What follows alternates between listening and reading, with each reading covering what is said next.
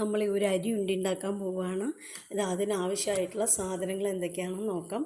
ഇതാ 1 കപ്പ് നമ്മൾ മട്ടയരി എടുത്തിട്ടുണ്ട്.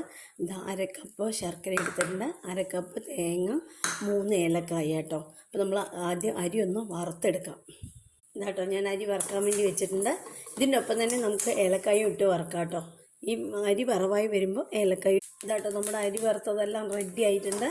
ഇനി നമ്മൾ ഇതൊന്ന് ആറട്ടെ കേട്ടോ. ആറുന്ന വരെ നമ്മളൊന്ന് വെയിറ്റ് ചെയ്യുക. ആറിയതിന് ശേഷം പൊടിക്കാം. ഇതാട്ടോ അരിയൊക്കെ നല്ലോണം വറുത്തത് ആറിയിട്ട് വന്നിട്ടുണ്ട്. ഇനി അതൊന്ന് പൊടിച്ചെടുക്കാം. തരിയായിട്ട് തന്നെ പൊടിക്കണം കേട്ടോ. ഇതാട്ടോ അരി പൊടിഞ്ഞിട്ടുണ്ട്. ഇനി ഇതിലേക്ക് നമ്മൾ ശർക്കര ഇട്ട് കൊടുക്കുക. അതോടൊപ്പം തന്നെ നാളികേരം ഇട്ട് കൊടുക്കുക കേട്ടോ. എന്നിട്ട് നന്നായിട്ടൊന്ന് ഇടിച്ചെടുക്കുക. എളുപ്പത്തിൽ ഇതാട്ടോ നമ്മൾ പൊടിച്ചിട്ട് വന്നിട്ടുണ്ട്. ഇനി ഉരുട്ടിയെടുക്കാം. ഇതാട്ടോ നോക്കൂ, ഇതിങ്ങനെ നല്ല രസമായിട്ട് ഉരുട്ടിയെടുക്കുക കേട്ടോ. ഇതാട്ടോ നമ്മുടെ